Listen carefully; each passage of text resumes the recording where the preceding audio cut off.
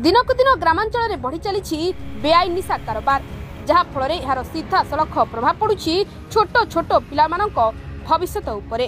मद गंजेई भांग अफिम brown sugar भली मारात्मक निशार शिकार हेउछंती स्कूल और कॉलेज रो छात्र छात्री माने। ग्रामांचल एही निशा कारोबार हेबा द्वारा केतेक अमूल्य जीवन अकाल रे वियोग होई जाइछि तो केते गुड़िए परिवार भासी जाइछि।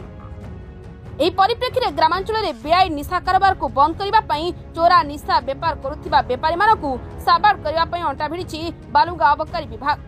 गतकाली संध्यारे बालुंगा अबकारी विभाग पक्षरु खोर्धा जिला चिलिका ब्लॉक जरीपड़ा एवं मानसिंहपुर ग्राम रे चढ़ाऊ करा जाई जरीपड़ा पंचायत दधी बामनपुर ग्रामरु चोरा भांग व्यवसाय बसंत कुमार स्वाई को गिरफ्त करिछि बालुंगा अबकारी पुलिस। चोरा भांग व्यवसायी बसंत स्वाई निकटरू 10 केजी भांग जबत करिछि अबकारी पुलिस। ठीक सेहीपरि सोरण मानसिंहपुर गोपबंधु साही रे चढ़ाऊ करी चोरा मद बेपारी मागुणी बेहरा को गिरफ्त करिछि बालुंगा अबकारी पुलिस।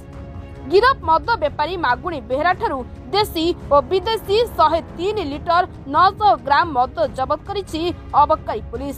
एही चढ़ाऊ रे बालुगा सहकारी इंस्पेक्टर सुजित कुमार मुदुली और अबकारी mobile squad SI Sujit Kumar Nag, SI Sanjay Kumar Subudhi, SI Jitendra Hembram, SI Sunita Maharana नेतृत्व नेतले। गिरफ अभियुक्त द्वय को आज कोर्ट चालान करिछि अबकारी पुलिस। मो sub inspector excise Baluga excise station हमरो प्रथम गाँटा है